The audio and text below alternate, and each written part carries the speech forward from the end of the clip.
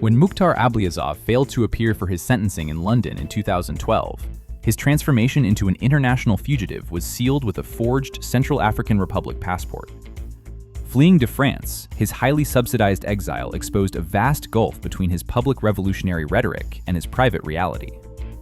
Moving between 3 luxury villas on the French Riviera, Ablyazov eventually established his base of operations in Paris, renting an apartment near the Eiffel Tower for approximately €5,000 a month, a sum far out of reach for average citizens.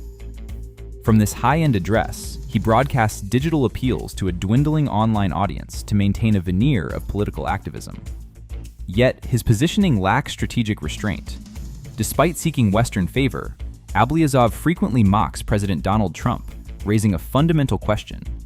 Is this political naivety, or is he acting as a megaphone for interests hostile to the US administration?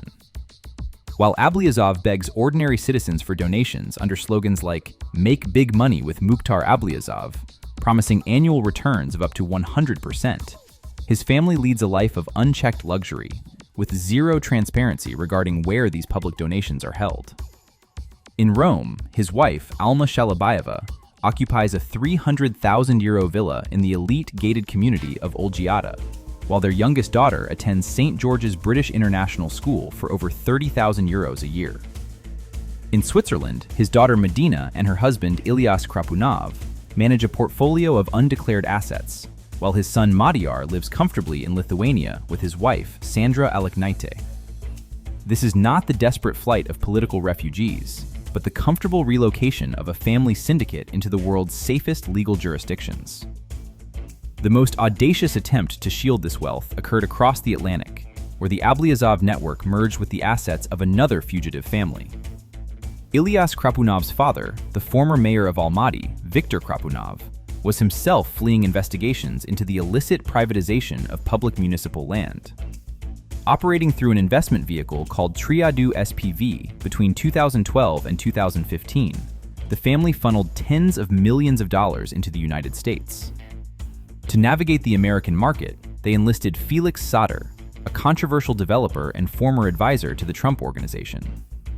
Through Sater's Bayrock Group, stolen BTA Bank funds were injected into U.S. ventures, including the purchase of 3 luxury condominiums inside the Trump Soho Tower in Manhattan, calculating that high-profile Western brands would permanently insulate their capital.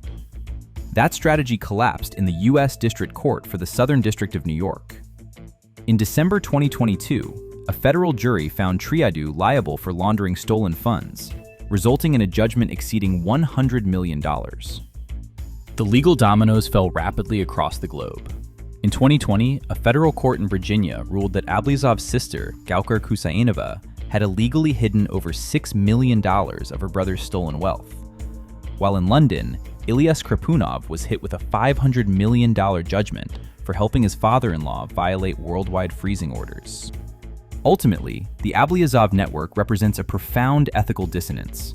A self-proclaimed reformer begging ordinary working-class citizens for money, while his relatives reside in gated Italian villas, attend elite international academies, and hire the world's most expensive defense lawyers.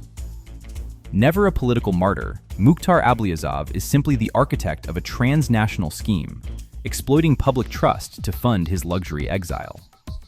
In the end, the global tracking of these billions has proven that while stolen money can travel across borders, it can no longer outrun the coordinated reach of international justice.